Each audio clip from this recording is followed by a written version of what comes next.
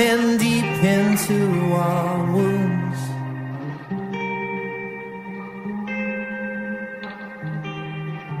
Yet I will be ripped apart before I choose a side. Yet the shadow of glass beneath my feet cuts this godforsaken street. Why can't we make things disappear?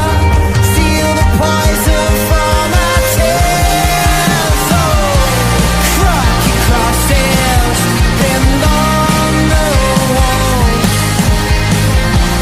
Slow destruction of our childhood home. High illusions that seem no more, no more.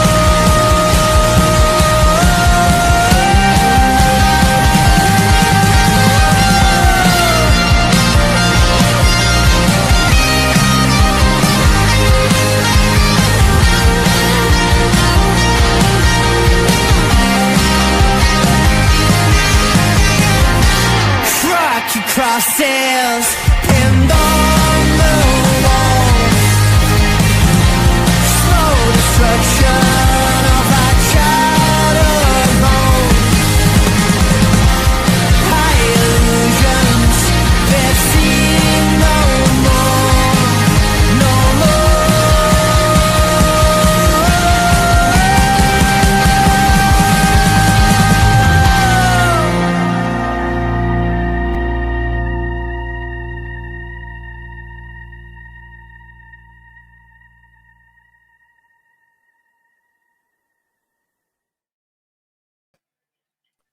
Yes, people, welcome back to another stream. Hope you guys are all well. Smash these likes up, man. Get the likes up. Over 300 people in here already. Make sure you guys are subscribed to the channel as well if you're new. Links to all these lads' channels are in the description as well. So make sure you guys are following up, subscribing to these guys' channels. We got Danny's coming soon as well, lads, for another member of the panel show. Joe can't make it. He's working early tomorrow on Pulpy. Won't be on today. He'll be on the next one, hopefully. So, yeah, hopefully you guys all do well. Smash these likes up, mate. Make sure you guys are subscribed to the channel. To be honest, lads, let's just cut the BS. I think there's only one place to start. You've all seen the Ederson shit online. Ederson out in... bro, I can't lie, bro. I can't remember. I don't even think Walker had like a single day where so many people was like speaking about like this guy needed to go. Ederson, let me start off with Tarek, bro. What are you saying on this Ederson situation, man? Are you Ederson in here? Ederson. Fucking hell, chat. I wasn't sure if you were doing that on purpose or not. I got cancelled, man. I got cancelled on the stream, bro. Ederson, what are you saying? Hey, Ederson in or Ederson out? Like, what are you making of the reaction? Where you at, bro? I think so. I'm not like Ederson out like you see the people on Twitter and just the overall response from a portion. And I want to stress it's just a portion of our fan base. It's just a vocal portion. That being said, man, I think that for all players, there comes a point where your time is just up and it's time to move on. I think it's time for him to go. I think it's probably in everyone's interest for him to go to Saudi or wherever he was hoping to go previously, and us to find somebody else. Now that's not going to be easy because he has been instrumental to how we play, but I just don't know if he ever gets back to where he was or where we hoped he will be. And I think it's just going to continue to spiral. It's much like you said, the Kyle Walker situation, where once it gets kind of this toxic, it just is not going to get better. And it's just, for everybody's sake, you just need to part ways. But there's no doubt in my mind that he is an amazing keeper with his flaws, with his parts of his game that aren't perfect. But he was great for what we wanted, what we needed, what Pep was looking for. And now the question will be, can we find someone that will be that instrumental going forward, even if their playing style looks different? And I think we have to be okay with it just looking a little different going forward. Yeah, you know what it is for me. So we've obviously defended Edison on this panel on this show a lot, yeah, and I'm pretty sure all of us was Edison, and I don't know, but like I'm struggling at the moment, lads. Yeah, because I accept that last year Edison was bad. I think it was his worst season for Manchester City last season. Yeah, however, it was a lot of players' worst season for Manchester City last season. So I was hoping and expecting Edison to get back on it. But if I'm being completely honest, and I'm not glazing, I think Edison in this tournament has been really poor. And I think he's getting worse as the tournament went on, which is the scary bit. Like his passing is not on it. Yeah, yesterday or this morning or whatever, I think like a couple of the goals he probably could have done better with. And something that I've said all for time, and I'll obviously let the last speak because I've already said my piece on this, but something that I've said for ages is like, I want to keep Edison, but he needs to be locked in. And something that I've been thinking about today, like throughout the day, is I'm honest. I'm having that conversation with myself now, and I'm like, do I honestly believe that this guy's locked in? And the honest answer is, I don't.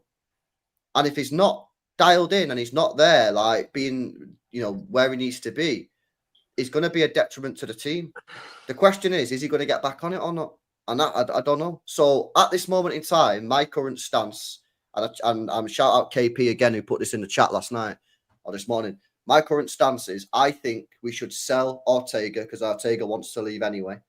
And instead of buying an Ortega replacement, buy a new number one goalkeeper who can, and then just play the best. But if it's Edison or Costa, whoever it is, play the best. And then Edison's going to leave next year. I don't know, man. I've defended Edison for ages, but I've got to a point now where I'm like, I don't know. Like Pardo, I think the way he plays on the ball, I think he is crucial, but he's not locked in, man. I don't see him. I feel like he's not fully committed. That's the opinion that I've got now. I think he is crucial to the way we play, but only when he's fully 100% committed to the team. And at the moment, I'm looking at his performances, and honestly, yeah, he's probably one of the worst players we've had in this tournament. Again, if you go through who was the best player in the tournament, you got Doku up there. Who was the worst player, and do the list? He's probably at the bottom. So I don't know how that's sitting on the fence, Johan. I'm literally saying buy a new goalkeeper, but again, another mutant. Go on, Jay. What are you saying, bro? Because you've been defending him as well with me. Big time, mate. I put my fucking first video out and it was about defending Edison and wanting him in, and the guy's done me fucking dirty ever since. There's been 2 games since I've come out in public and said that Edison's the best guy for us, and he's had dropped 2 stinkers in the last 2 games. So again, I'm just gonna have to hold that L. I said what I said. I still stand on it. Again, it's hard for me to defend him now. Obviously, I don't want to see people posting pictures of him looking like a chicken nugget with no arms online. That's not obviously the right way to go about things, but it's so hard, isn't it, man, to defend him right now. All I keep telling myself is that I'm trying to cope by telling myself it's pre-season, right? People aren't maybe locked in. Maybe they're in like holiday mode a bit, trying to be a bit like, I think like he's passing. That when he gave the ball away the other day, maybe he is a bit too casual at the moment because he feels like it's pre-season as well. But it's not fucking good enough, is it? When you concede 4 shots on target and 4 goals, it just fucking stinks of the same old issues we had last year. And don't get me wrong, he's not the only guy. I could come on here and talk about the same old guys that I fucking spoke about all last year as well. But that's the problem. That was the problem with the game yesterday. I could have accepted going out to Al Hilal if we'd been using this competition as a time to embed some of the new players in, start getting them used to the system. I wanted to see the likes of Kuzanov getting regular minutes. I wanted to see like of Cherky getting regular minutes and starts.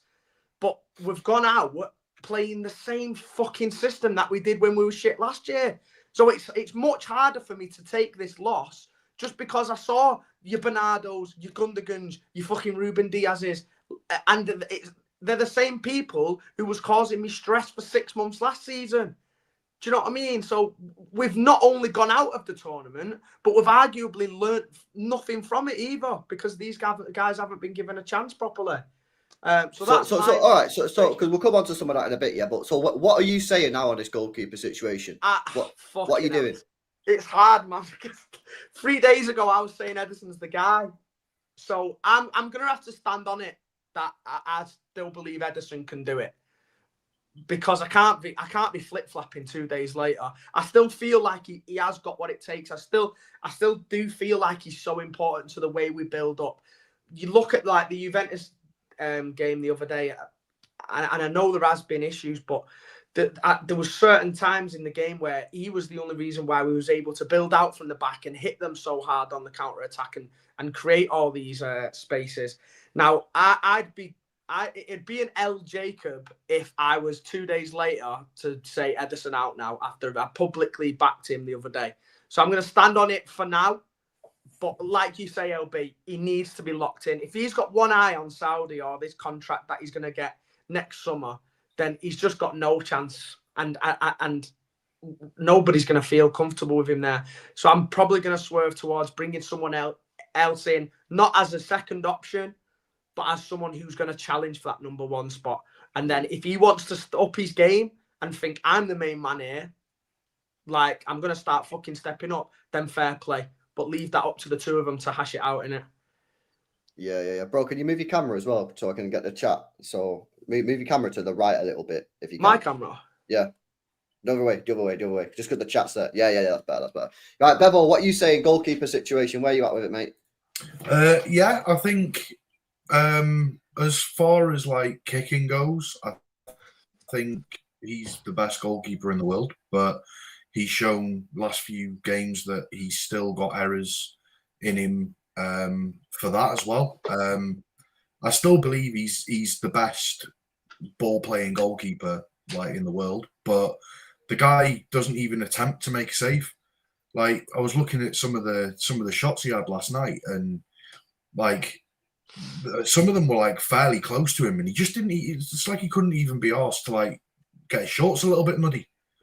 Like he's just not even attempting to really save. And I've always said, like I've always maintained the same stance on it of, well, you know, realistically, like we play a lot of teams that that kind of put 11 men behind the ball and play low block against us and don't really have that many shots against us in a match. Like they might have like 2 or 3 in a game. So I can cope with that.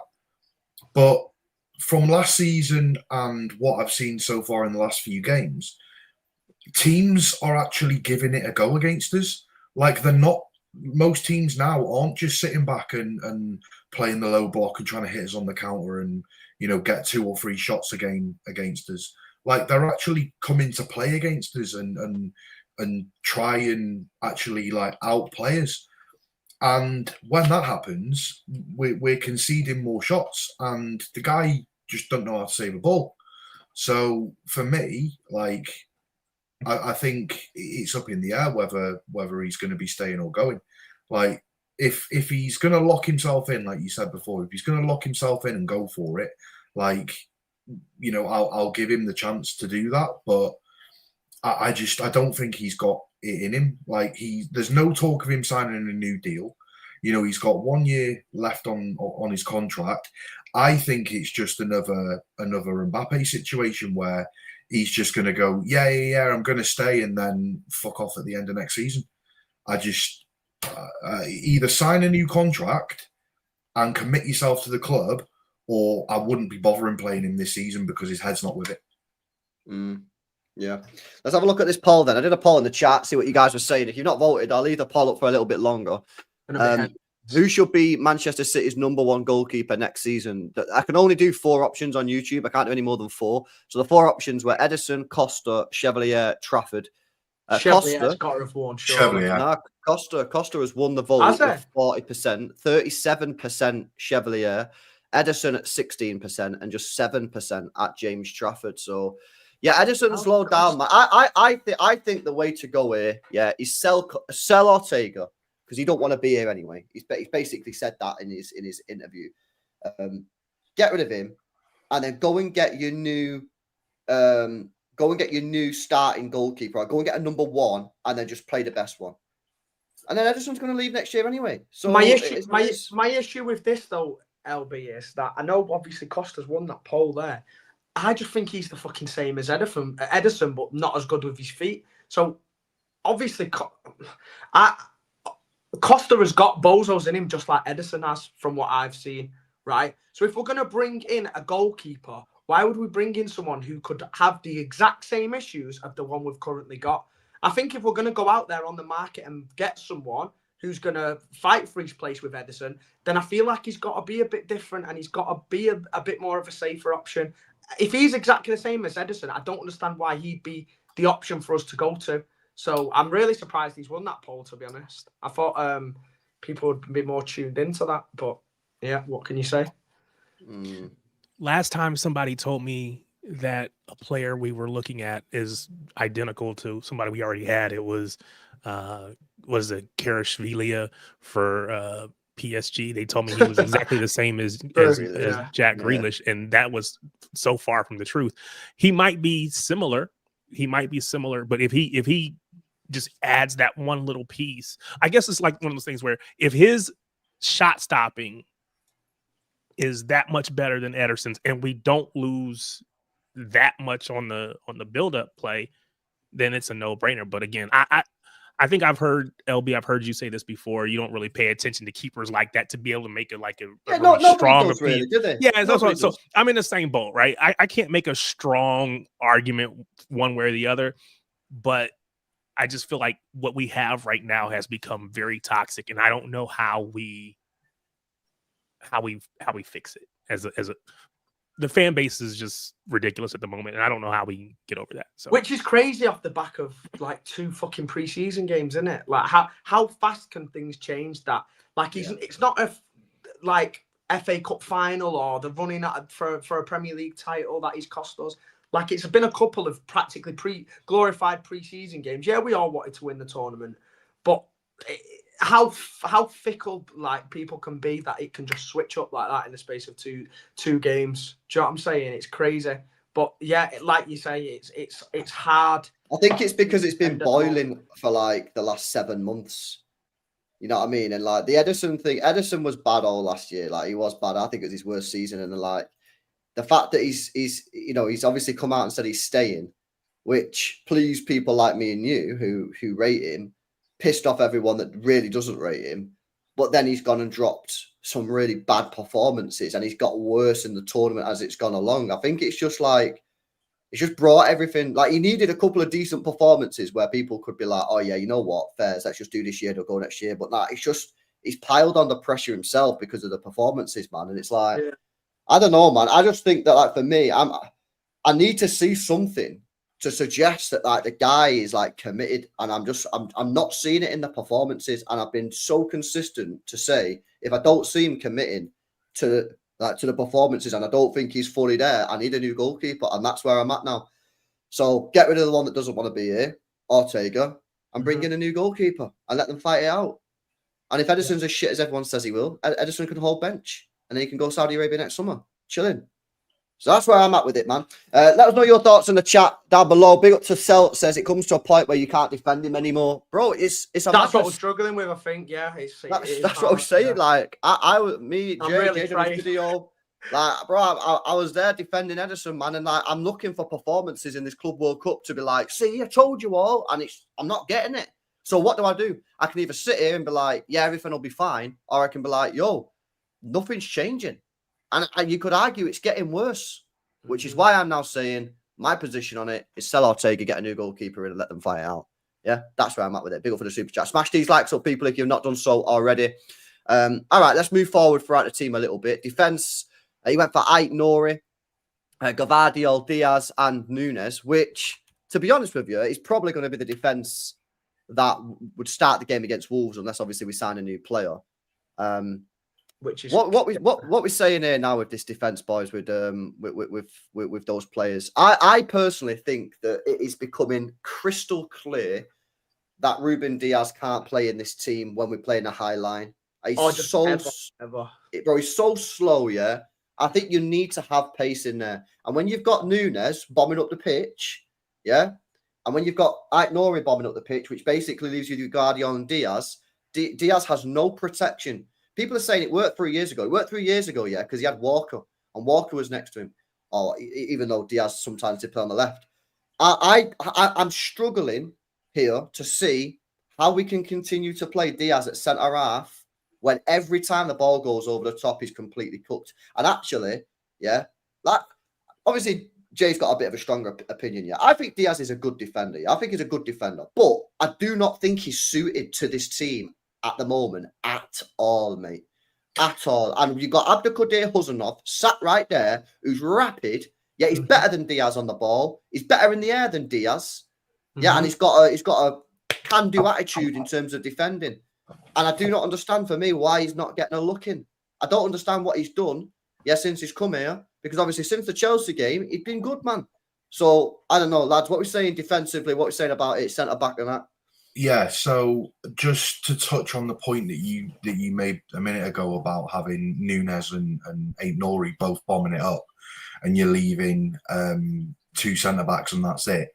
That's where the whole "let me finish" comes from.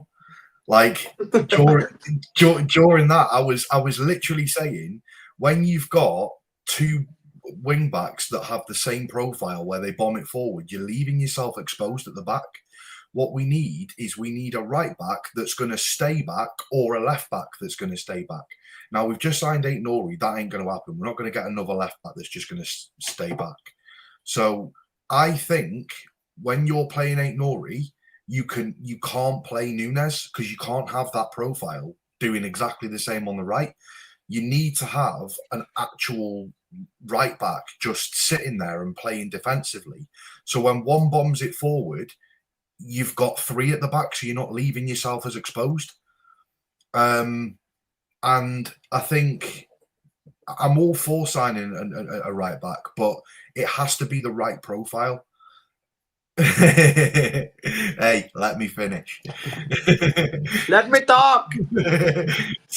So, like, I think last night there was a mixture of things. We were leaving ourselves exposed at the back because the midfield was crap. Like, Reinder's great, but last year it proved Gundogan and Bernardo Silva can't play together.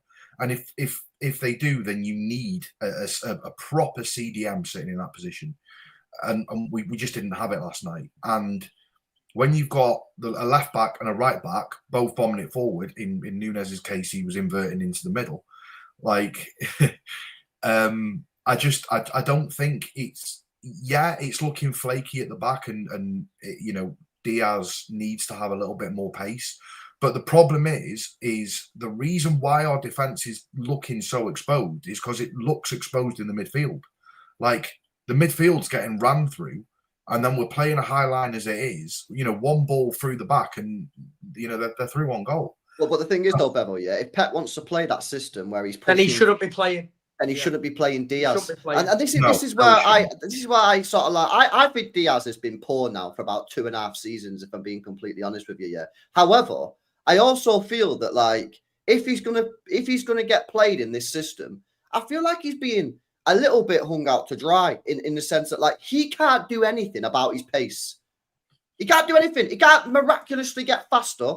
Yeah, that's him. So when Pep's played him on the halfway line, and obviously Bevo's right, he's put in a midfield which is offering him no protection, and the ball's going straight over the top. What is Diaz meant to do there?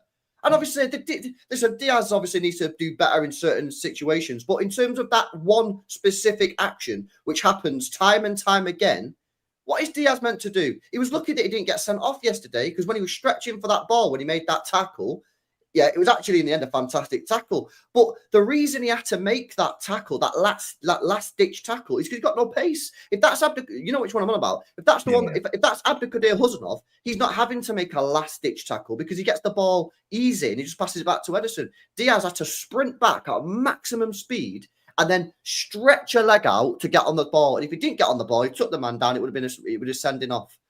I just don't see. It's not, for me, it's not necessarily a Diaz hate, even though I do think he's dropped off over the last 2.5 years. I just think that if Pep is going to play this system, I mean, it's just for me, it's basics. It's football basics. If I'm playing a high line, surely you need pace at the back.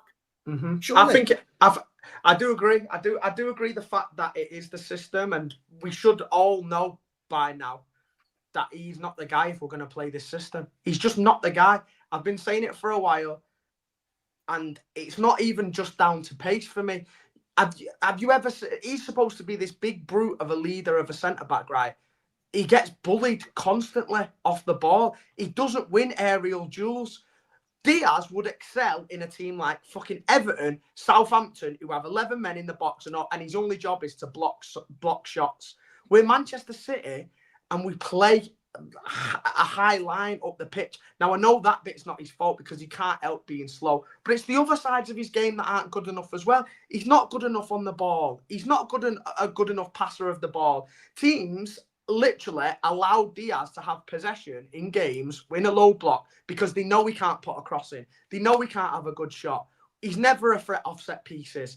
Now, I'm not going to crash out, right, because I know it's only the Club World Cup, so I'm going to really try and be as calm as I can here, right? Because I don't hate Ruben Diaz. I just don't think he's good enough.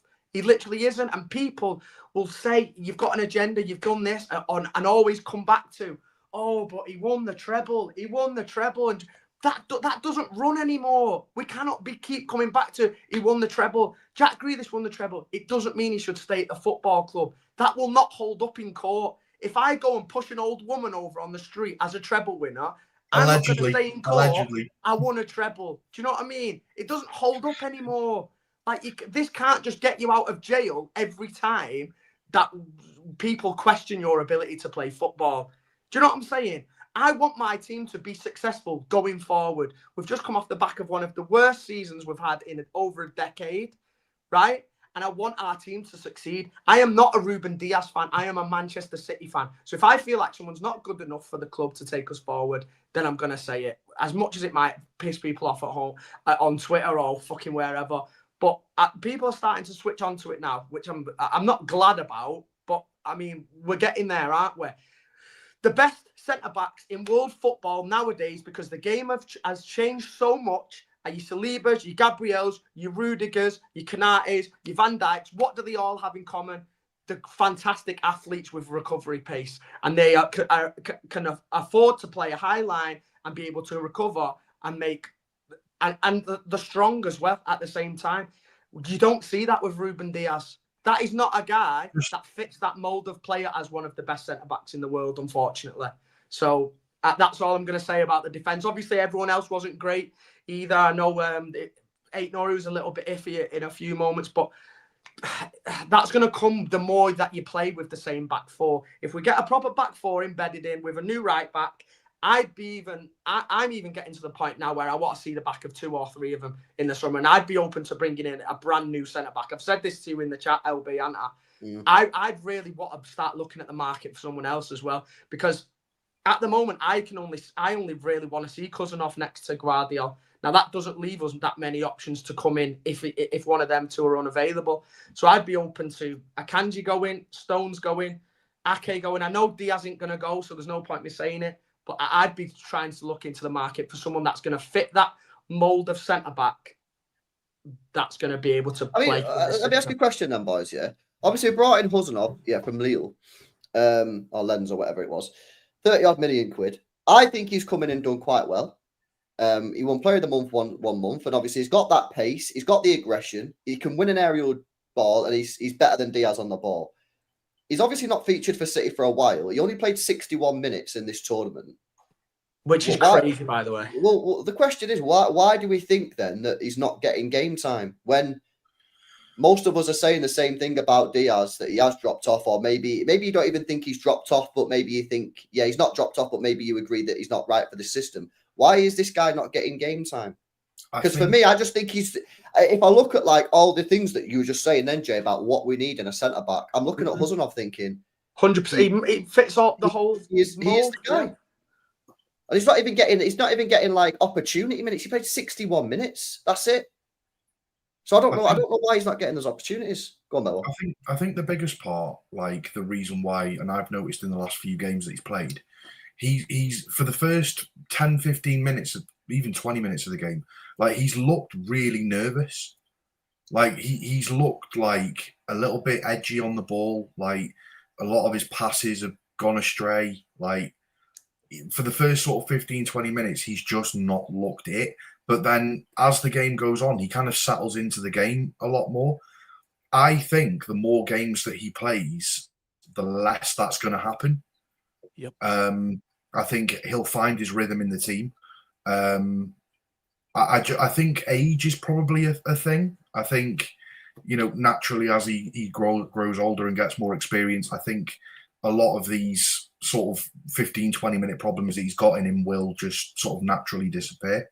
I just think he needs more game time, but needs a bit more experience and something that comes with age. The thing is, though, then as well, yeah, sorry, Tarek, just real quick, yeah, you just mentioned then about the about he's looking a bit nervous. I've just checked his numbers, yeah. The last time he played for Manchester City was the 30th of March, and then he starts against Al Ain. Yeah, I mean, it's natural that he's going to look a little bit shaky. He's not played for 3 months. He's not played for 3 months. I agree. So, and even when he was playing LB, he was playing well. Everyone during that little period where he filled in against Real Madrid and in some big games, there was about 2 or 3 games in that 5-6 game run where people said Kuznov was the best player on the pitch. So it's not like he's come in and been a bum and not performed and not embedded into the team properly. He's played well. So why, if a player has turned up and filled in and played that well in big games, would you then think, I'm not going to touch him now for 4 months? Like, it just makes no sense. Like, how, and in a pre-season tournament, it was the perfect opportunity to utilise him and utilise Vita Hayes a bit more. But we've chosen to just play the same old guys who drawn us out all last year and give us some of the worst performances we've seen in years. And you can only put it down to Pep, unfortunately. He's got to get out of this stubborn mould where he wants to pick the same guys constantly. And that new background staff need to be getting in his ear now and saying it's not working. You need to try and change something. So otherwise, we're going to go trophyless again. Sorry, Tarek, go on. No, my bad. I agree with you. It is, at the end of the day, it is entirely on Pep, right? Whether we agree with it or not agree with it, he's the one that's making those calls. The issue with using this tournament as our preseason, especially if we don't do any additional preseason, I'm sure they'll do some, behind the scenes, closed door matches or whatever. But when they typically come to the States for preseason, you have unlimited substitutions. So you can play a kid in the second half, or, everybody gets minutes. With this tournament being a actual, tournament that matters, or, allegedly matters at least, you still only have your normal 5 substitutions. And not only do you only have 5 substitutions, but you got a much bigger squad than you typically would carry on a week-to-week basis. So you don't have the substitutions that you can play with to get everybody playing time. Especially if you're trying to quote unquote win these matches, which is why, like, I know I won't even go down that path, but so yes, I would have loved to see Kuznov, Hayes, all these players get more match time, but there's only so many minutes to go around. And the issue that we all have is we see it differently than Pep does, right? Pep is seeing, for whatever reason, I'm going to play Diaz. I'm going to play, if you go into the midfield, you got the quote unquote, the unks. Well, these are the players that let him down last season. But those are the ones that yes, I that's how I feel about it. That's how I think all of us on this panel feel about it. But I think Pep feels, it was just injuries or whatever. I don't know that because again, why else would you play these players, right? Because again, I've said on our show for years now that Diaz, quite honestly, is a little bit overrated for what he brings. I don't think he's ever been our best center back. I agree, Tarek. Yeah. Spot on. At any point in time that he's been here, I don't think he's ever been our best. His first season, he was unbelievable. But who was playing alongside him in that season? I think Stones and was that Stones. I think Stones has always been, and those people alongside him allow him to shine. When he, and again, what he excels in, if we want to say that, is quote unquote leadership, things like that. But when I'm looking at the sizes, he's the only center back that we have that's bigger than him is John Stones, 188 centimeters versus 187. I don't know what that defender means. Said it for time. I don't know what that means in inches, but for him to be that tall, 187 centimeters. Nathan Ake is only 180. Who's better in the air, Nathan Ake or Ruben Diaz? Oh, okay, yeah. Ake's better in the air. There's no reason that Ake should be better in the air than Ruben Diaz, but he is. And I could go down the list of all of those players that are his size or smaller that are much better in the air than him. If you're not going to be fast, you at least got to dominate the space. You got to be big and burly and knock some people around a little bit. Van Dijk he's good on the ball. But he's also a big dude. He's a big unit. It's hard to move that dude around, right? Yeah. So if you're not going to be pacey, you at least got to clear the ball when it comes in on a corner. You've got to be a unit. You got to go attack. You can't be getting bullied. You can't be getting bullied. Yeah. So my issue is that he's not got the pace, and he's also not dominant in the air. So he's got shortcomings in all of the spaces that you would expect a center back to excel in. So I don't understand why Pep's not playing him. But obviously there is something that Pep is seeing, and we always put it down to leadership because there's nothing else that we can point to and say it must be this thing, right? So we're trying to give him the benefit of the doubt. It's the leadership thing, right? But I think if you ask me, is Kuzanov pacier than him? Yes. Is Kuzanov better in the air than him from what I can see? Yes. So why is he not playing? Obviously, it's a trust issue with Pep.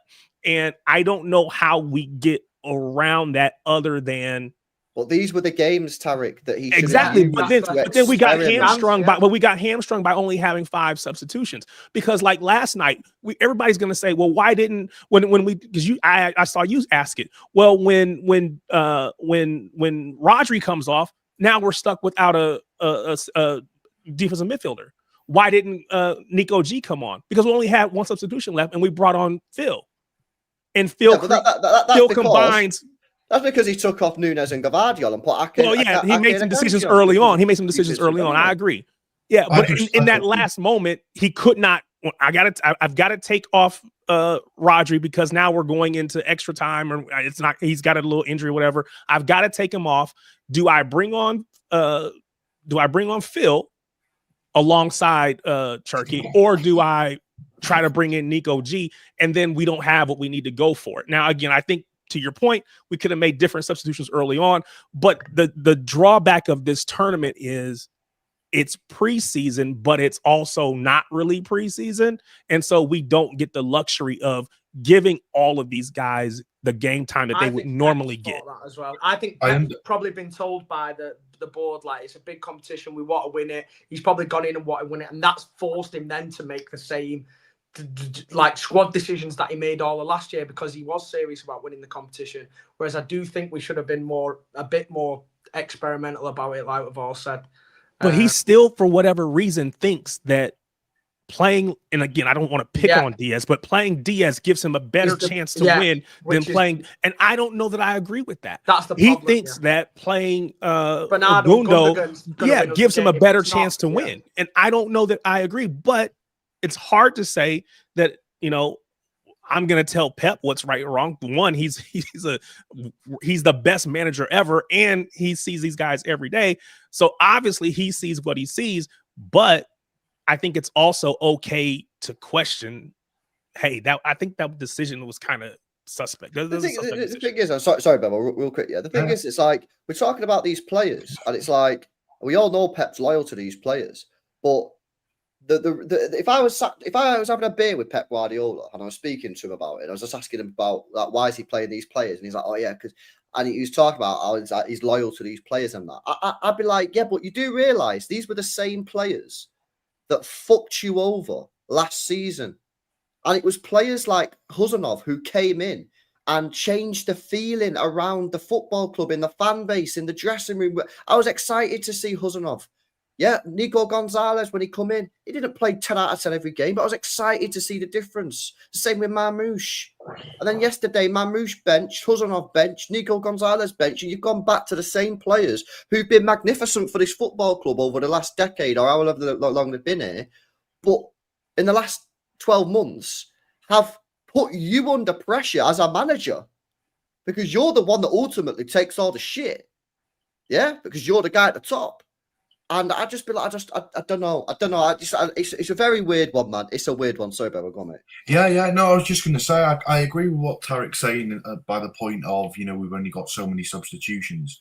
But we're in 2025, lads. Gundogan should be nowhere near the football pitch. Like, he shouldn't be starting, like, at all. Like, we've bought in Reinders to effectively be the Gundogan replacement. We bought in Nico Gonzalez to effectively be the backup to Rodri. Now, when Rodri's not playing, why aren't we playing Nico G? I accept the fact that Gundogan is probably going to get minutes on the pitch, but he shouldn't be starting. Like, he should be nowhere near the starting lineup. And you're looking. I mean, none of us are Pep. None of us, you have any experience managing a team, but we can all see you've got two wing backs that bomb it forward, and you've got two defenders left playing a high line who are probably two of the slowest players that you can have in your team. And then on top of that, you've got a 35 or 34-year-old Gundogan sitting just in front of him. Like, how are we expected to win games? Like, we're not. We're just not. Like, we've got Cherky, who when he's come on the pitch, he looks like an absolute baller. Like, the midfield last night, we should have started off as Reinders playing as the 6, because he's played as a 6 so far, in this tournament already, and he did a really good job. He did all right, yeah. And Bernardo is as a free role, like, roaming player, and then you can either play, Foden or Cherky as the 10. I agree. Gundogan, we're 2025, lads. Gundogan should be nowhere near the football pitch. Well, bro, it's the 1st of July. He's 35 in 3 months. If he goes, that's going to piss me off even more, though, because if he goes after this tournament and we've given him all of those minutes that could have gone to someone who's going to be here next year, that's going to piss me off even more. Because if he's going to go anyway, then why is he playing? It's so fucking frustrating. He's going to go Turkey, isn't he? You know what I mean? He's going to go Turkey. Big up to everyone in the building. Make sure you're smashing these likes. Yeah, I don't know. It's a weird one, man. I don't know. We'll have to wait and see. Let me go through some of these chats, and then we'll continue the conversation. There are some positives as well, which we'll go through chat, but there's obviously a lot to cover, man. So stick with us, boys. Stick with us. Big up to Ryan says, all big clubs have a loud minority of mutant fans, says Ryan. That's too right, bro. That is facts, man. That is facts. Big up to you, Ryan. Appreciate the super chat. Big up Charlie with a 2, says, a little 2-2 coup for you boys. LB rates him highly. Get out of it, man. We're having a serious conversation. No time for jokes. Big up Thoughtbot says, Pep is the biggest problem here. You can't keep playing the unks and out-of-form players. Plus, you have to set them up to minimize their weakness. I agree, bro. I'm finding it difficult to defend like Pep, and like people are questioning him on his team lineups and his subs, and I'm just like, I don't have any answers. It's fucking weird, mate. Do you know what I mean? We're 2-1 down. He brings on Rodri, Akanji, and Ake. He doesn't bring on Foden, Cherky until like the 90th minute or whatever. He doesn't start Cherky, Foden, or Marmoush. So who's scoring the goals? It's weird, man. Big up Nelly as well for 3, says Edison needs to learn Arabic. Dia scan, fuck off to Maya Jama Bernardo. Yeah. Oh yeah, Diaz can. Guy didn't want to pay the extra quid for another character, man. What the fuck? I thought that sounds like some mad medication and that you get prescribed. Yeah. Gundo, please. Savio shit. Doku Mayor, but honestly, Bob should leave for his career, says Nelly. I think Tom says, Unk's doing my head in now, says Tom. Well, I think Gundo will go. I think he's got to go Turkey. The question is then, right, and obviously there's a lot of people in the chat. I've seen a lot of people as well in the chat speaking about Nico Gonzalez, saying what's going on with him, boys. Like, obviously it sort of links back into the conversation we've just had then about the midfield and that. But I think there are some people I've seen on Twitter, yeah, who are saying, oh, there's absolutely nothing to read into this. I think you're being a little bit disingenuous, if I'm being completely honest. This guy's played 60 minutes in this tournament. Yeah, he started pretty much every game until one match, and then he got dropped, and we didn't really see him too much after that. And then in this tournament, we've seen him for 60 minutes. He can't get in the team above Bernardo. He can't get in the team above Gundogan. And he's not even coming off the bench. He's not even playing in his natural position, which is an 8. He's not coming on for Reinders. He's not coming on for Rodri. I don't know what it is.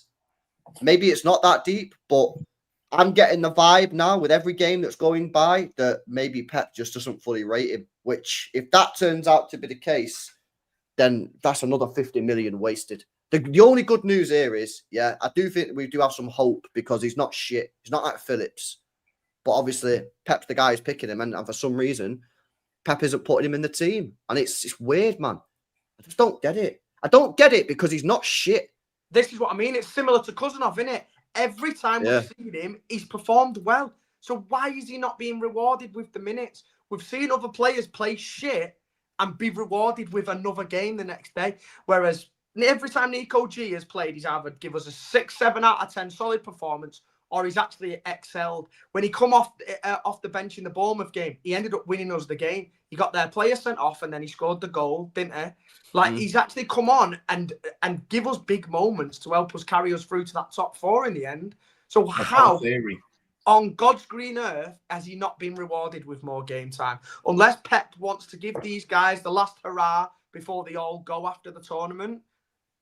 I have no idea. That's my thinking. It's the only logical explanation is that Pep's like, these players are all going to get off. Kovacic, Gundogan, all these guys, you know, are all going to leave. I want to try and win the trophy with them before they go. But I don't know. It's weird. I think it's weird because if Gundogan is leaving, why would or they're wanting him to leave? Why would they risk playing him? You know, the guy's 34, he's 35 in a few weeks. If he picks up an injury, his career ending, like, pretty much. Why would you risk playing him in a game for him to, you know, tear his hammy or whatever, and then you can't sell him? So I don't think Gundogan's going anywhere. I think Stones is going I think he's going. Because I think that Stones is going because he's not played a single minute. Well, why did Stones come out then last week then, Bevo, and say he wants to stay and he's not going anywhere? They shut down the rumours. I don't know. I just think it's a bit of PR. Like Mahrez did the same. Like I think if Gundogan was leaving, why would you risk playing him for him to potentially pick up an injury and then no club's going to want to buy him? I just find it really, really weird. I've got a theory though. Like, you've seen Pep do this quite a lot. So Oscar Bob had an absolutely blinding game against Newcastle. Do you remember the one where Kev came on and just stole the show? So after that, Bob didn't play a single minute again for City for the rest of the season. Like, I've got this theory: if Gundogan or Bernardo Silva has an absolutely banging game, then we might actually see them be dropped. So let's just pray that they have a quality game against Wolves. See, I don't think that works for them. Played well in some of these games that he's been in this tournament. I think he's been pretty good, to be honest with you. You know what I mean? But the point is, he shouldn't be starting above Nico Gonzalez. No, he shouldn't. Because Nico Gonzalez should be starting. He did look good against shit teams as well. Let's be real. Yeah. Facts. But like the fact is, you know, Gundogan should not be getting in the team above Nico Gonzalez. That's just a fact. Somebody in the chat said the issue is not any one of them individually, because Bernardo is fine on his own, Gundo's fine on his own. It's when you have that combination, or if you go all three, if you include Kovacic in there, then it's like, okay, this is not sustainable. But if you just said, okay, we got these two and we're going to put Bernardo in, okay, fine, you these two and you're going to put Gundo in, it's probably going to be okay. But I do think that Gundo needs to leave. I kind of had the same question that you did, Bevo, but I also saw Bayern was playing Sane, who was pretty much guaranteed to be going to Galatasaray. So I didn't understand why he was still playing, but they were still bringing him on, and we've seen him get injured when we were planning to sell him. So I don't know why they would do it, but I guess I'm kind of hoping maybe that he will still ultimately move on. Unk squared in big 2025 is fucking crazy work, man. Yeah. And it needs to be seriously looked at. I think. Go on. Sorry. No, and I think for the Stones thing, I think they're just trying to send a message. Dude, you're not going to play. You need to leave. If he really genuinely, if his comment about wanting to stay was sincere, then them not playing him says you may want to stay, but you probably should rethink that because you're not going to play. Yeah. Now, when the season starts, message in it. Yeah, when the season starts, does Pep stick to that? I don't know, but for now, we're trying to send a message, which again says, why not do the same thing for Gundo? it's time for you to move on. But But the funny thing is about Stones, though, Tarrant, yeah, is just like, I think he probably should leave because he can't stay fit or whatever, right? Yeah. But if he decides to stay and he stays fit, Pep can do all this, you're not playing you. But with every passing game that goes, that we look shaky defensively, the pressure will ramp up on him. Because let's be honest, yeah, he's our best defender now. Fully fit, he's our best defender. Yeah. The problem is he can't stay fit. That's why we've said he's got to go. No one's saying get rid of him because he's crap. Everyone's saying get rid of him because he played less minutes than Jack Grealish last season. Right. But he's come out and said he ain't going anywhere. But obviously Pep's not giving him a single minute, and he's been fully fit. He's been fully fit throughout this whole tournament. So yeah, for me, that's Pep sending a message. But if Stones is just like, fuck it, I'm just gonna stay, then it's weird. I don't know, man. That's another weird one, isn't it? But anyway, smash these likes up, people, if you've not done so already. See what you guys are saying. Pepe's gonna have to leave if he plays all these old players and we start the season like shit, says Dean. Thinking about starting Gundogan over Nico G is just crazy. He did say that to Sergio before he left, so why not Gundogan Stones, says Paul. Yeah, it's not like we've not seen him freeze players out before. Do you know what I mean? Mm-hmm. If he wants them to go, look at Cancelo, look at Laporte, and they were two fucking world-class players at the time. If he can freeze them out, why can't he freeze some of these? But I guess it depends on what does the individual player want. Because maybe Stones knows that I'm just crocked. I'm never going to be healthy enough to play consistently. So I might as well just stay here, get my money, and then take my chances at the end of when I go on a free. Because maybe he just knows it's not going to work out. Or maybe he actually just doesn't want to leave because he's happy. I mean, that's God, fair too. what I'd do to still have fucking Laporte at this club right now. Why we haven't got rid of him, I will never know. But in the moment, centre-back at the club. In the moment, people weren't saying that. I was saying that. I was, and I was trying to remind people that, what he gave up. He was the best centre-back. Putting his body on the line for us in that season. So, and again, if you ask Pep, he'll say that the center backs last year that constantly got hurt, a lot of them were doing the same thing. They were playing through injury, trying to make it work, whatever. And so I think Pep sees that and he tries to reward it. But, for us, it's like, dude, make a change. Laporte most of the time was always fit. He was the best on the ball. He scored goals off set pieces, big goals. He could defend. He could do everything, and we got rid of him. And he went and rotted away in Saudi and won a Euros. And look at us now. That crossfield diagonal, ridiculous. Laporte out to Riyadh is insane. It was so great, ridiculous. And now we've got midfielders that can't even do that. Do you know what I mean? Funny, man. He seen us do that celebration on Twitter and he retweeted it. I still remember, I saw this story a few times, but I saw him in, I was outside Moon Underwater on Deansgate. So for people that, it's a pub in Manchester. And I come out of Moon Underwater, right, and I was absolutely steaming I was, yeah. And I walked out, yeah, and a blue Range Rover was coming down the road. Yeah, and obviously there's some traffic lights. Yeah, my girlfriend says, "Oh my God, that's Laporte." So like a dick. By the way, yeah, I'm like fucking 22 or whatever at this point. Yeah, so it's allowed. Like a dick. I runs over to his car, and knocks on his window. The guy fully fucking puts his window down. I'm like, "Laporte, yes, bro." And he's like, "Yes, lad, what you saying?" And I'm like, and it was the derby the next day. I said, "Are you fit? Are you playing tomorrow?" He said, "Nah, I'm injured, bro." The guy was out with like a 3-month injury. And I was just like, "Are you playing tomorrow?" And he was like, "Nah, I'm injured, bro." And he was well chilled, man. He was a sound guy, but he was sick, man. What a player. I met him as well in Duke's in town and got a picture of him and that. He was proper sound. He was well sound, bro. When speaking to me, I was steaming, bro. And he was, what a guy, innit? But yeah. Right, before we come on to the subs and stuff, does anyone have anything to say about the forward three? Jeremy Doku, Savinho. I'll tell you what I say about it, yeah. I felt first half they were all right. Second half, I just felt like it was watching them like it was last year. Something that I've said a lot during this Club World Cup is that I feel, yeah, that with watching Savinho and Doku this tournament, especially Doku, yeah, this tournament, I feel something's changed. Yeah, and I've been really, really impressed with Jeremy Doku.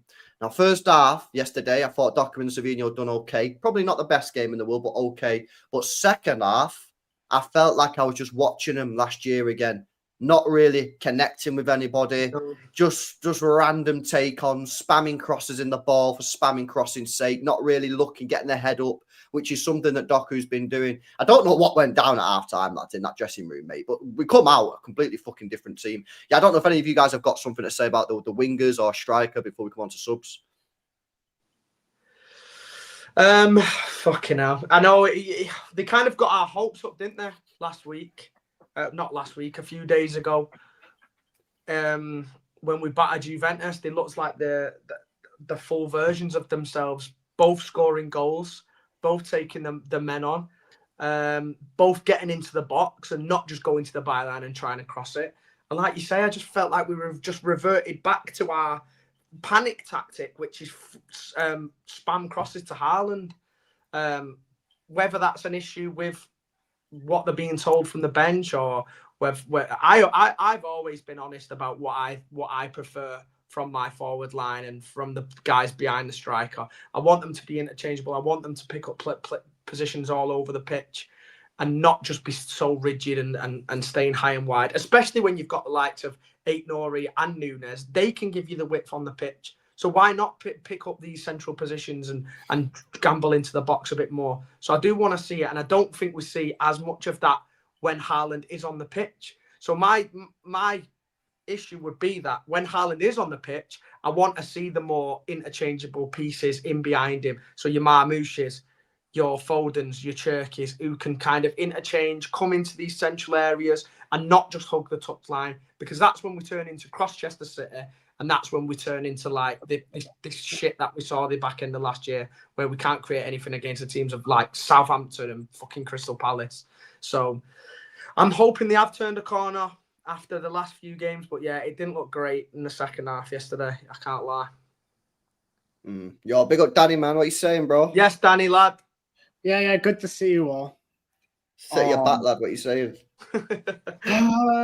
Concerning yesterday, but not so much so that I'm going to throw my toys out the pram, pep out, and all that. Just frustrating that a lot of the issues we saw last season reared their ugly heads again. I thought in wide areas we were very, very poor defensively, and I said that throughout the first half too. We were getting exposed, even though they weren't taking their chances. They were lacking a lot of quality up front to start off the game. And this wasn't just on the right side. I thought Aït-Nouri was getting doubled up a lot. That's not really his fault, but they found a way to actually bypass him, and it caused us a lot of issues. A vast majority of their attacks would come down his side. And then again, you have to come to the elephants in the room, all the aerial duels. Diaz, very, very poor. Ake, who I usually see as a very reliable player, not his best game. We can speak on Ederson, but I'm an hour late, and I'm sure that's what the first hour was all about. But again, you're laughing, but a month ago we had this debate about, do you want a shot stopper or do you want a distributor? And you were on the other side. So no, I was laughing because you were right about us talking about Ederson for the first hour of the game, not because of what you said. No, I've already held that L, Danny. Don't worry, I've faced up. But I don't think this tournament was all doom and gloom like some people are making out, because 5 days ago, everyone in this chat, everyone on this panel was saying, we're back, what a win against Juve, this is the City we want to see. And then one game later, it all comes crashing down.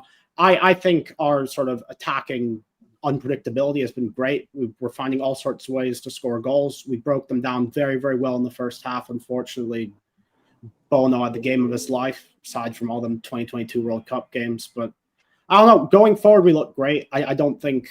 I mean, it was a far cry from last season, a far cry from your likes of the Crystal Palace games where you just couldn't break teams down. But unfortunately, defensively, there's a whole lot of work to do. And I think a lot of emphasis last season was put on our midfield. And, the Reinders signing's been great. Rodri coming back has been great. But Al Hilal figured us out. They bypass the midfield. They play these long aerial balls. They double up our fullbacks.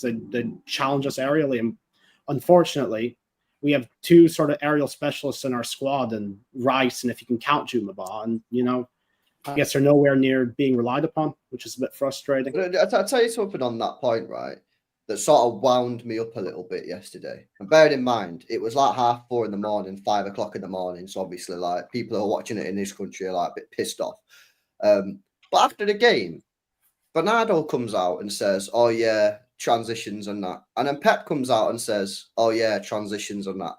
Hang on a minute. It was your subs that left us with no defensive midfielder on the pitch when you sub Rodri off. Yeah? Because we have Bernardo on the pitch in the DM position.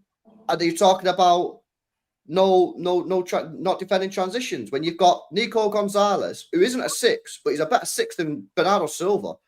Yeah, I'll tell you right that for now. And yeah, have we not been saying for 6 months about that's our problem in transition? So how are they only just noticing this now? The only way I could possibly justify the Rodri sub is if he had a pre-planned amount of minutes before kickoff. Because he got subbed on. It's because he apparently felt injury or something. But my point is not about subbing Rodri off. My point is, when he subbed Rodri off, he should have put Nico Gonzalez on in the middle, so have a physical presence, have a bit of a presence in there. He subbed Rodri off, left Bernardo in the middle on his own, and then after the game goes, oh, we couldn't stop transitions. Yeah, no shit, we couldn't stop transitions. You left Bernardo Silva on his own in the middle. Fucking unbelievable. Honestly, man, I did a podcast too with 9320 boys today. Shout out 9320 podcast, yeah. And as I was doing the podcast, I had all the goals up. You want to see, honestly, if you've not done it yet, have a look at the goals that we conceded. They're shambolic. Like, honestly, I'm not just saying that for like dramatic effect. It wasn't just goals. Shit. How many? Did you see just quickly, that goal that guy headed in? I don't know if it was the 4th goal, the one where Ederson parried it straight back into the middle. Yeah, you need to get that still shot up, LB, of our defense. Bro, let me pull this up, It's ridiculous. Actually... No, but it wasn't just the goals. There were several like free kicks they had from deep positions where they do like a whipped ball in, and these people would beat our offside trap and they'd be completely unmarked. There was one where Cano had a free header around the penalty spot and he just completely whiffed it. Like, we were very, very stagnant at times, and there were times where even though our offside trap worked, we didn't play to the whistle very concerningly. But check this out. Check this. Is this that still shot? Yeah, this is the still shot. I got this today when I was doing the podcast. I was like, oh yeah, let me get these goals up and let me have a look at these goals again, mate. Because obviously I couldn't really remember it because it was so late last night, and I could not believe what I'm saying. Look at this, and this is a still shot. Yeah, here we go. Look at this chat. So Ederson's made the save. You know what? It's actually a decent save. The problem is he parries it straight in the middle. But how is this guy? How is this guy stood on his own in the 6-yard box? What's Bernardo doing? What's Diaz doing? What's look at Diaz and Akanji. You could park a fucking cruise ship between them. That's our two centre backs. Wait, Akanji's not even on the screen. Akanji's the right back. That's Ake there. That's Ake. Ake and Diaz is up nearly out of the fucking box, and a cross has just come in. How is a cross comes in? So basically, I watched it again. Yeah, Akanji doesn't close the cross down at all. Yeah, it's shit defending from Akanji, and then Diaz is playing right-sided centre back, and he's too far over the right. The ball comes in deep. Yeah, Ait Nouri gets a little bit screwed because he's got 2 players on him. Because he's got 2 players on him, Ake doesn't know whether to go over to this guy next to Ait Nouri or stay in the middle. He kind of does neither and just fucks it. Ederson makes a save, and then this guy's just on his own in the box. That's crazy. And I'm like, it's just poor, man. And then I watched the other goals, and I just couldn't believe what I was watching. I'm like, but there were other times where I think both Diaz and Akanji had to make a last-ditch tackle, where the Al Hilal players were clamoring for red cards. We were getting exposed. You look at the stats, okay, Bono made 11 saves, but we actually got rinsed a lot. How is Bernardo Silva our furthest man back in the 112th minute or whatever it was that they scored?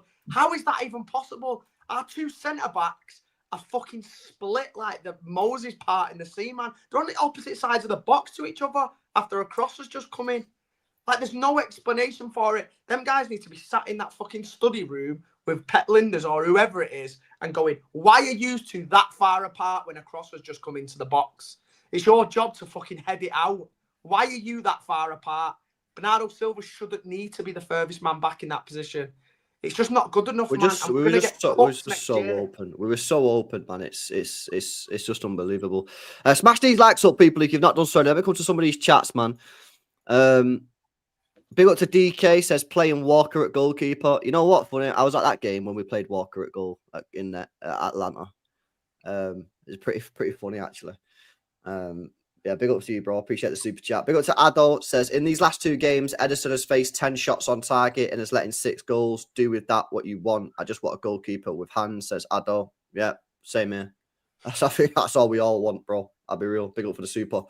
Big up to Ash. Says, these players look like they forgot all the training they've had recently when we conceded counter goals. Akanji, Diaz crossing to Foden and Mamouche. Bro, when you've got Akanji and Diaz crossing the ball, you might as well end the game, bro.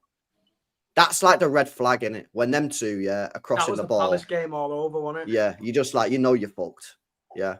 So that's where you're at with that one. And big up Al. Al's on the chat. Al, what you saying, mate? I'm not going to kick off like I did with Martin yesterday, so I apologise. I went too far with Martin yesterday. That's the first thing. I sounded like Jay on one of his rants, but worse. But I spoke to Danny yesterday when I was coming home from the Imperial. We were chatting away and we were both very angry. And I still am a bit angry, but I've calmed down a bit more now.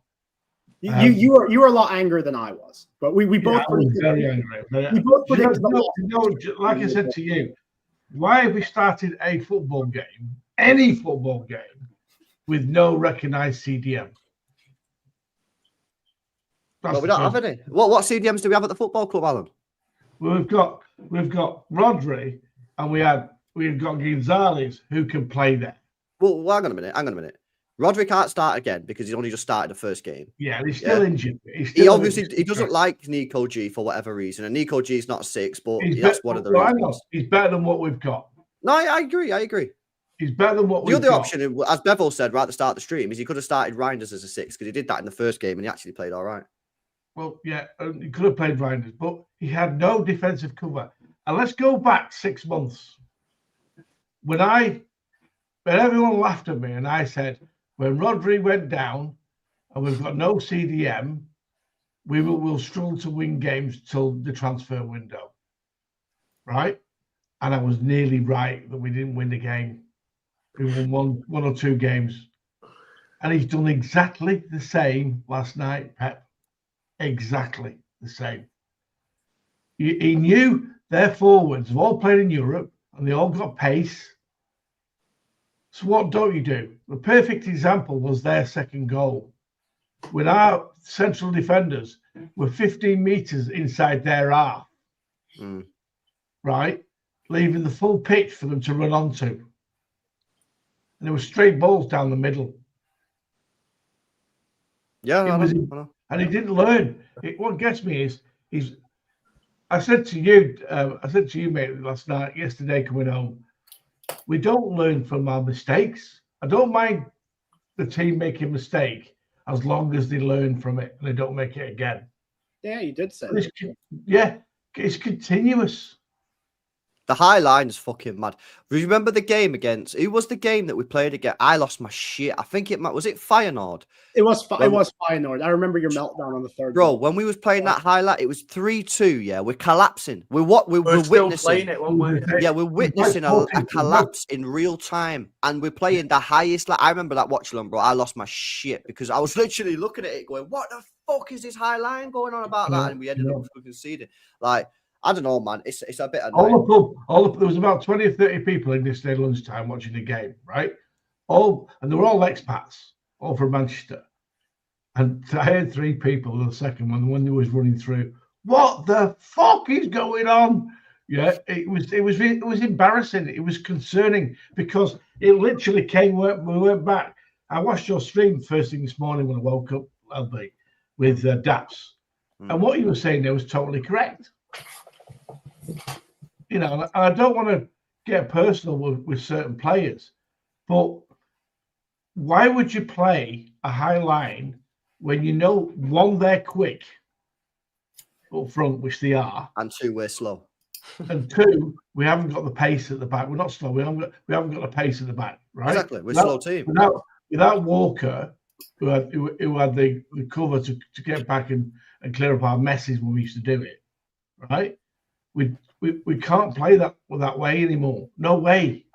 Which is why, obviously you didn't see it at the start of this stream, we spoke about Abdikadir Huzanov and why he's not starting, because he's the one that's got pace out. and he's got to Pep play. Pep's not picking him because he's young. That's all it is. Oh, can't be arsed with that, me. you know as well as I do. I've got no problem with Diaz because he's a leader at the back, right? But he hasn't got pace. Okay. He loves Rico and Nico though. He's played them all. I No, know, I don't buy the young thing because where we were going wrong yesterday, because they played special. Why do we buy him then now? We spent 30 million quid on him. I know. Listen, where we were going wrong yesterday wasn't the end product at the end. It was giving the ball away on the edge of their box. How many times we got away? Do you know how many times yesterday they went clean through on us? 7 times. 3 times in the first half. Yeah, but hang on a minute. You just said, Pep's not playing Huzanov because he's young. Why did we buy him? I don't know.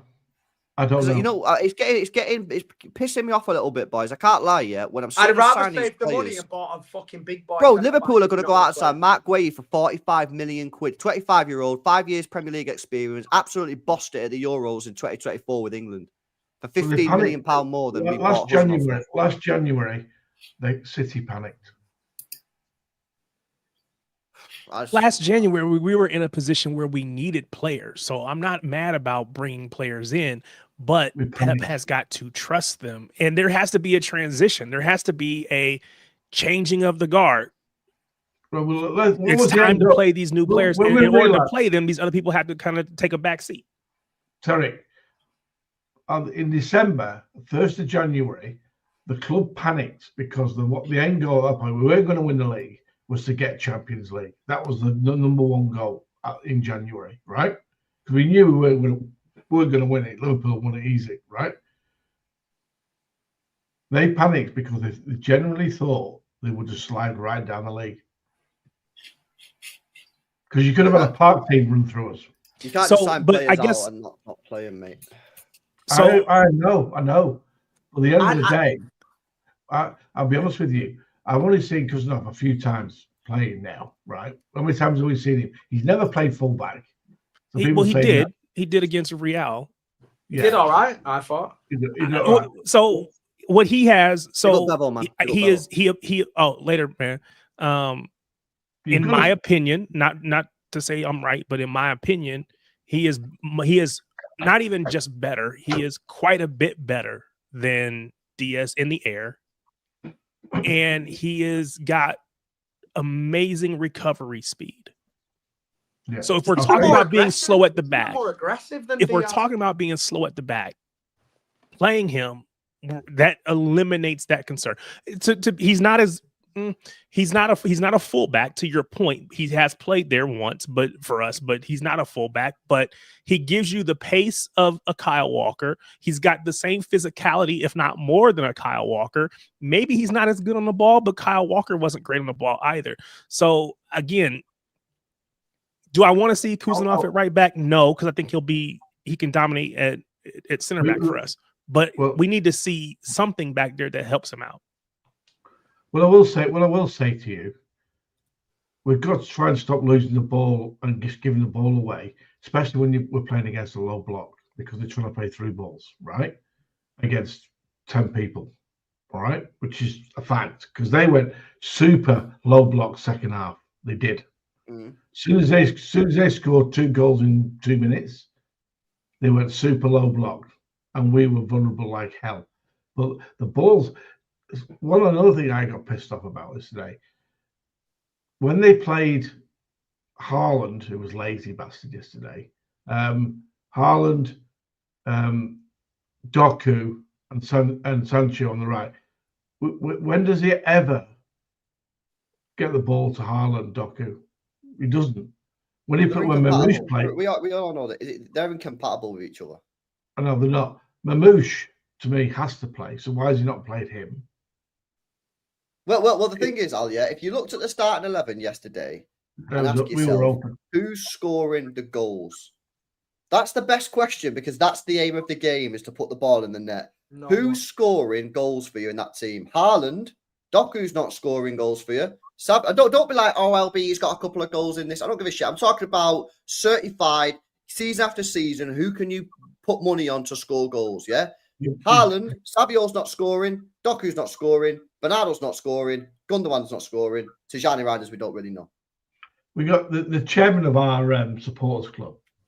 Sorry, just quickly, how we didn't start Cherky, Foden, or Marmoush yesterday is insane in my opinion. And how we didn't but see again, them until extra time as well was the crazy thing. You talk about this low block that we were playing against, and we didn't see Foden and Cherky, who were the exact players that you need to break down a low block. We didn't see them until extra time, and it's and I think at some point he started playing for extra time. He knew, okay, we're probably not going to win this in regular time. So we're going to go to extra time. So now I've got 30 extra minutes. What am I going to do there? So even going into the match, I think, again, I think there was a certain amount of we underestimated, I guess, Al Hilal, because I think, again, we're going to dominate the ball, which we did. We almost had 70% possession. But if we're not going to score our goals, then nothing mattered. That doesn't matter, because again, we had the ball all game, but we didn't convert those goals early on. It was alarming. It was going back 6 to 7 months ago that how open we were. We went through the bloody middle. Pep created that by subs. Oh, and by the original lineup. His original lineup was pathetic. No CDM. I feel like that. So yeah, the CDM pathetic just sounds a little extreme. Because again, I didn't have it when I saw the lineup. Would I have wanted Foden and Turkey on there? Absolutely, but it wasn't like, okay. It's the only thing that threw me off was the midfield. And again, just I need Rodri in there, or like you said, Nico G. We've got Rodri is months away from fitness. Sure. And we've got to be very, very careful with it. Could be even worse because he's picked up another knock yesterday, apparently. Yeah, just before we move on, because I do want to touch on some of, like Danny mentioned it before. There are positives to take from this tournament, right? But I do want to touch on the positives as well. Some of these players need to learn how to shoot. And put the fucking ball in the back of the net. That's the biggest understatement of the fucking century. If these players, we can talk to the cows come home, about Pep, about the team lineup, about Ederson, about the defense, about the midfield. But the bottom line is we should have been 3 or 4-0 up at half time. Facts. And Bono made a couple of decent saves. But these players need to be putting the ball in the back of the net, mate. Yeah, this happened last year. We're not clinical enough as a team. Yeah, every player on that front line. Doku needs to do more. Savio needs to do more. And whoever the midfielders are need to do more, mate. And Diaz, you know what I mean? I had a header yesterday that he should have done better with. They need to be putting the ball in the back of the net.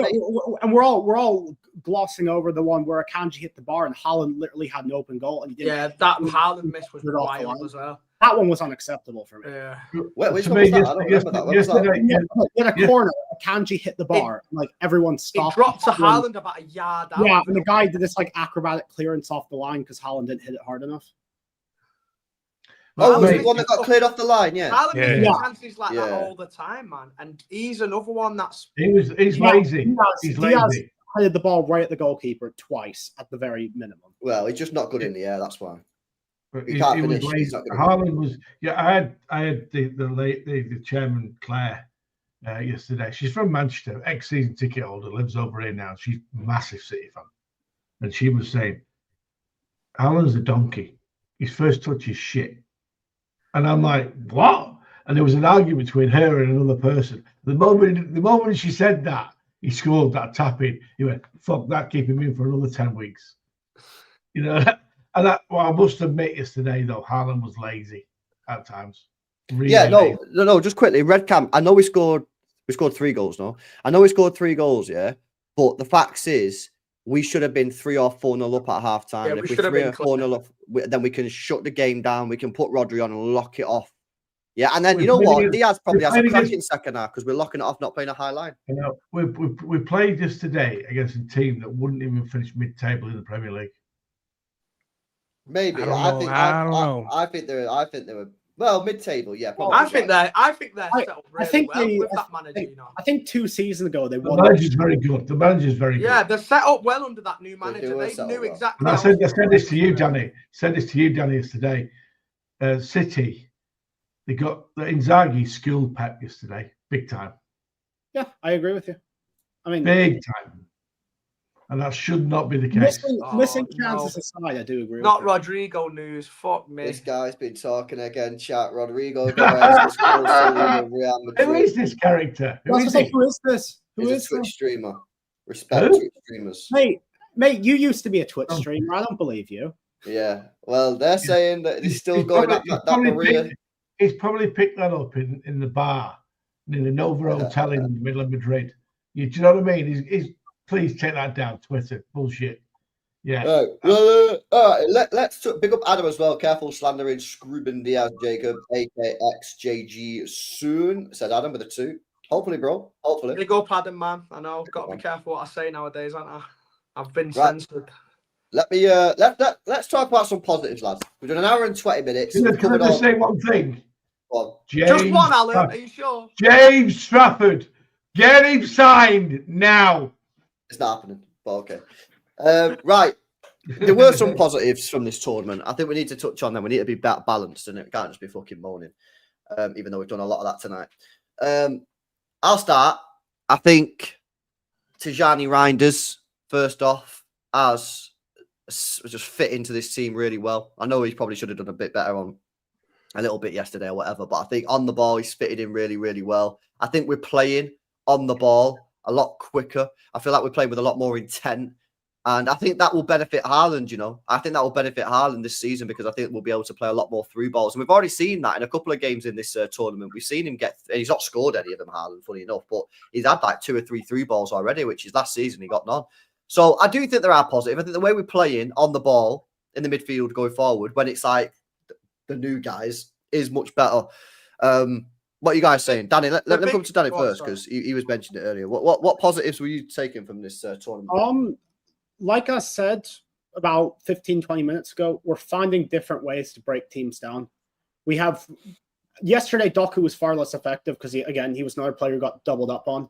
But our wingers are getting more confident. We're able to sort of create stuff from wide areas.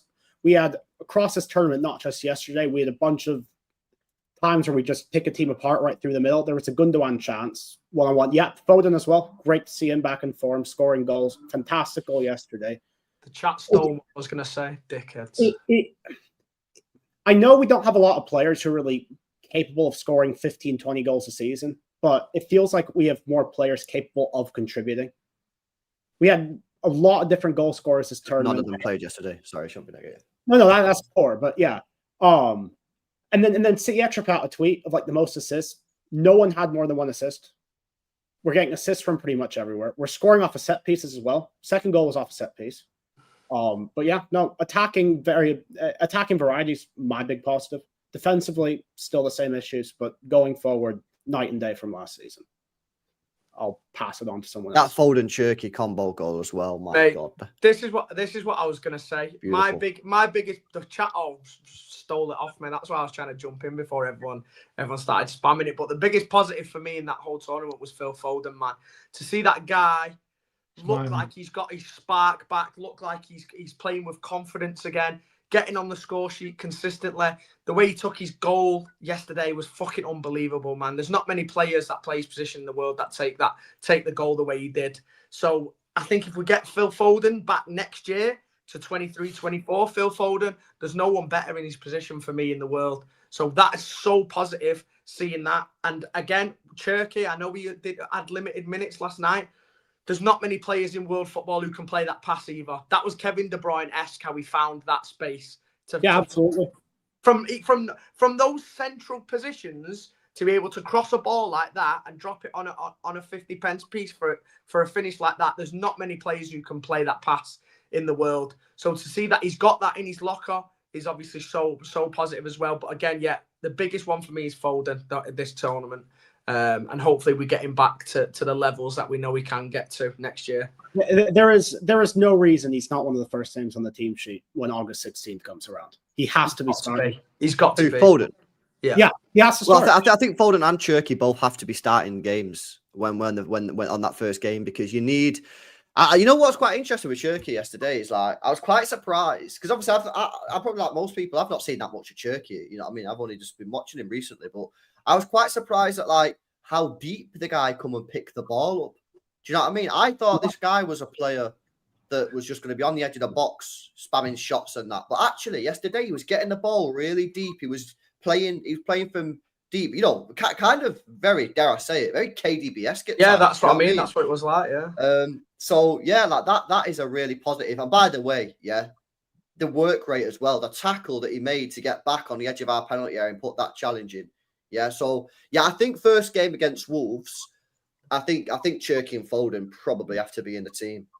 And I think Marmoush. I know Doku's probably been. I know Doku's probably been one of our best players in this tournament, if not our best player. But I think Marmoush, Cherky, and Foden for me have to be starting, probably with Rodri and Reinders in behind. Mm-hmm. I agree. Yeah, I think the plus is I like the signings we've made. Okay, I think there's every one of them in their own right can offer different things. Okay, I'm pleased that Foden looks like he's smiling again, but I think the biggest difference between last year and now is the new coaches that we've got have made a massive difference. Pep Landers, Colo Torre, the set piece coach have lifted everybody personalities wise. It looks and then yesterday, Pep's selection made a massive mistake, took us back 6 months.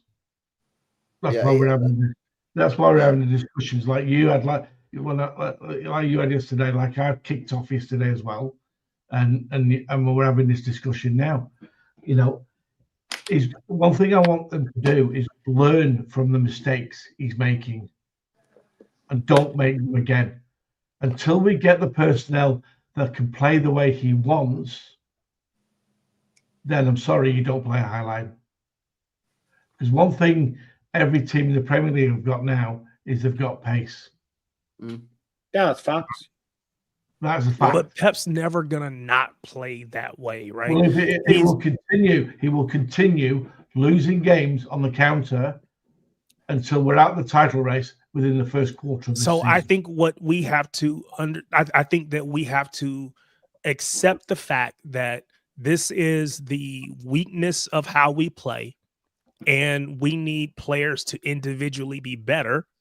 But I don't think it's a system. I don't think it's realistic, nor should we, I think, try to get Pep to change how we play, right? I think we have to say, Diaz, you have to be better, either positioning, pace, whatever. And if you can't do that, then we need to play somebody else. But we're not going to change the way that we play drastically because Pep hasn't shown that.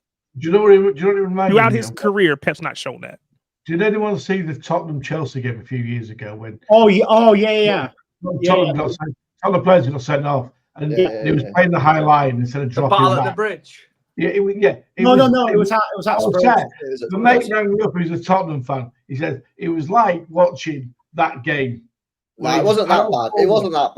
I get it, but it wasn't. It wasn't that bad. Do me a favour. Watch that second goal. Theirs again. No, I know, but I know. Wait, no, the one that Cancelo did that pass. The second goal didn't come off the middle. Straight through the middle. Yeah, it was straight through the middle, and he ran 70 meters on his own because he'd been. I actually think sometimes you have to go, fucking hell, that's a sick goal. And I think that second goal for me, I think is just a mint goal. That pass, Al, from Cancelo is world class. No. And then the finish is world class. I'd say that's a world class corner. Did it come off our own corner? I'd say it come off our own corner. The ball got headed out, and then Reinders does this shit header. Yeah, just like heads it a little bit, but doesn't fucking whack it back in.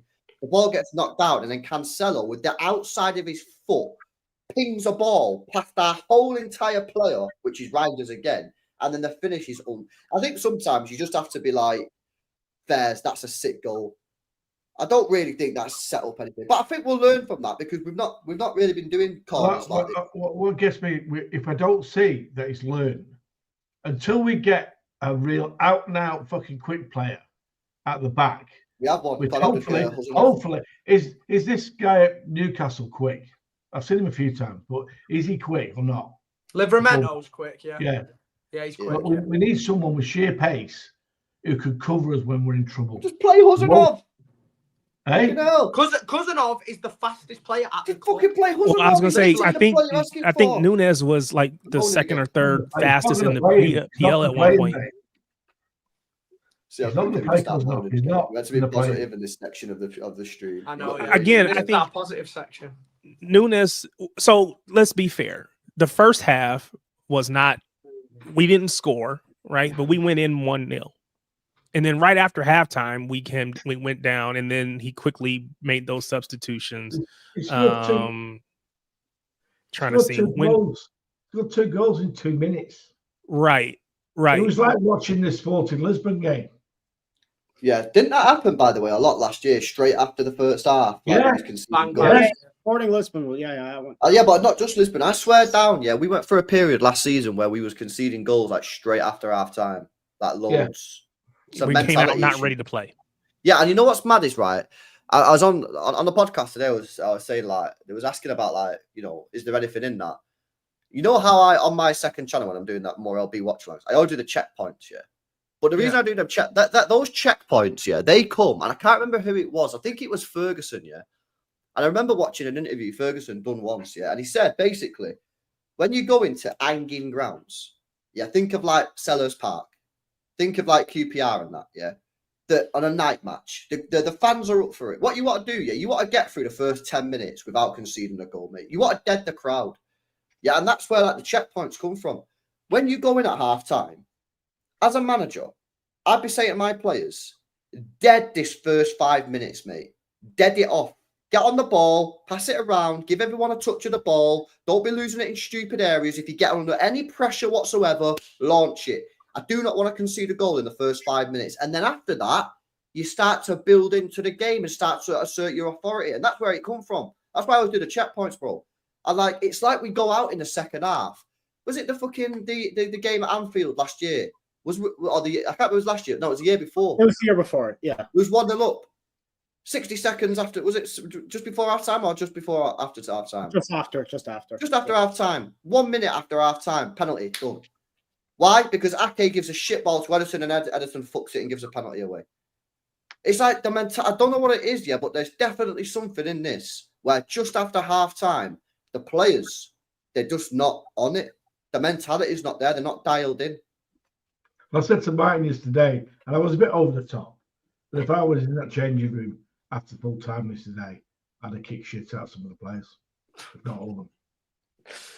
Because they need. What gets me is when they make a mistake, they go to pieces. They crumble, yeah. They just crumble. The mentality's just been fucking zapped out of the team, bro. Yeah, they crumble, and that's concerning. There's no, come on, let's get together. Come on, guys, keep it solid. Nothing stupid. But they just fall to pieces, a lot of them. So where's the leadership? This is what gets me. This is why I think the Diaz leadership thing is a little bit overhyped. It's a myth. It is a myth. You heard how he used to talk in the press last year. He's right going like moaning about blaming Southampton for us drawing against them, putting +1 against United. He's ever since he's been with this bird. No, it's not. It's been well longer than that, Al. It's been nearly 2 years, I think. I'm being deadly serious. It's been since the treble season. Yeah. Right, let me do this super chat and then we'll wrap it up. Big up to Robo. Says, sell Diaz, Ake, Stones, Gundogan, Edison, Rico. How Gundogan started, don't know. How weak we are against fast attack is killing me. Fix now or leave now, for fuck's sake, says Robo. Well, I was meant to fucking bring this up, actually. I've not even spoke about it. Jack Gorn's done an article tonight and he's saying that City now are going to set for talks with big name players over the coming weeks as they work to streamline their squad.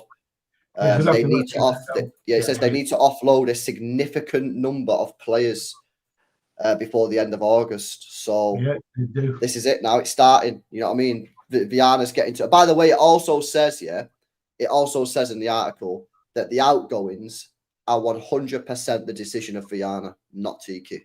So there's no question marks about who's doing this clear out. Well, it is Viana. There's going to be a few shocks in there, in my opinion, and there's going to be some tough talking going on. And we're not all going to agree with certain things. It's like I was speaking to Richard yesterday, rang me up yesterday, and I'm like him. I'm a Stonesy fan, right? I love Stones, but this comes to a point where you've got to make the decision for the long term of the club. He said he ain't leaving. Well, that's his decision because he's on contract. Right, so you can't force him out though. You can't force him out. But at the same point, you can say to him, all right, if you stay with English as well, which helps, right?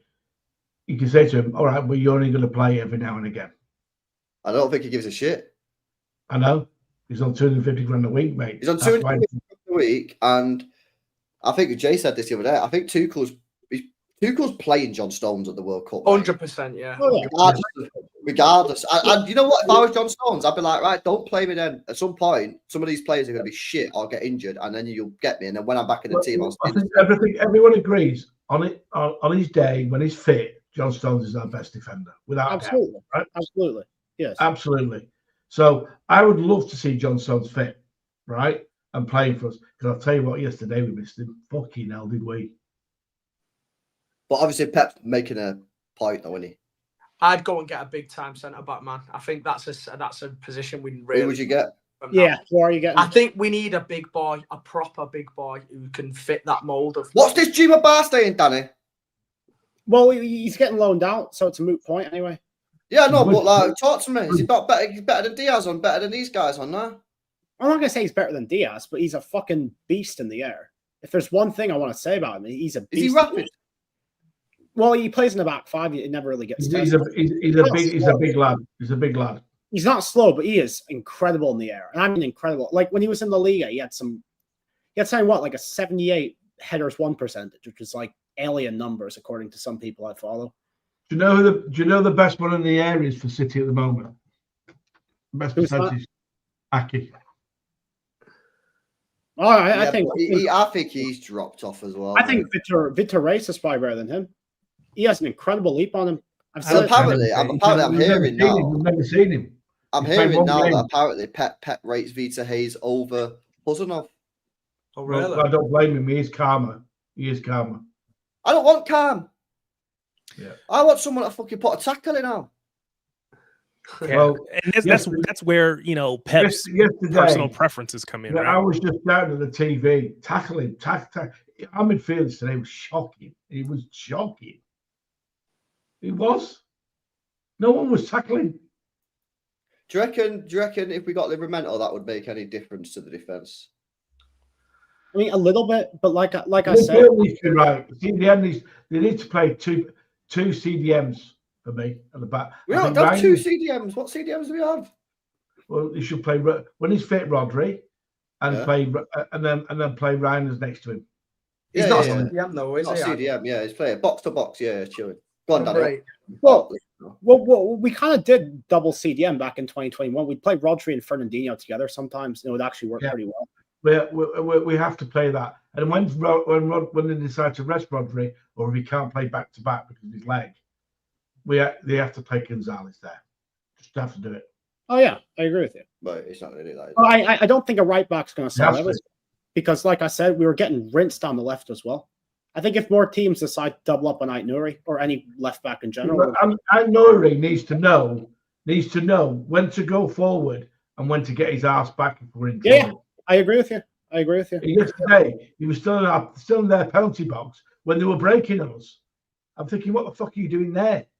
Well, that's what we brought him in to do, though. We brought him in to be an attacker. Exactly. I mean, again, he can't be in two places at the same time. So if we're asking him to bomb forward, then everybody's got to cover for behind him. We have to cover for him until he can get back. Now, did he get beat a couple of times? He absolutely did.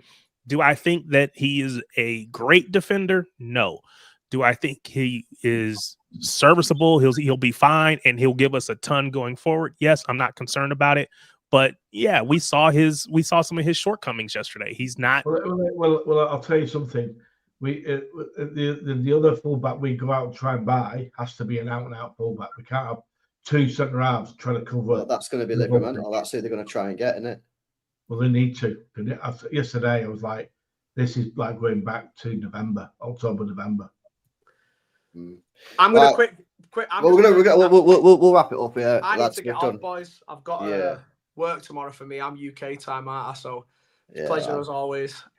big up, man. Listen, Catch you guys. later, Aren't you a streamer Yeah. now? He's supposed to be streaming all day. What are we I doing? know. It'll work rate. It'll Still work rate. working, man. Nah, listen, we'll wrap it up there, boys. Big up, man. Make sure you guys smash a like on the stream. Make sure you guys are subscribed as well. The links to these guys' channels are in the description. If you want more City content, I have a chat with Daps. That's on the channel. Go watch that. Did that this morning. I'll be back tomorrow as well. With yeah, it was a good chat, man. I'll back tomorrow as well with Nobbins.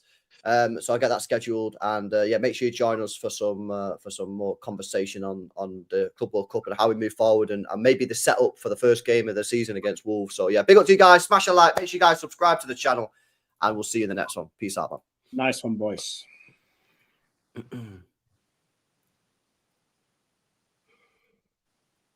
And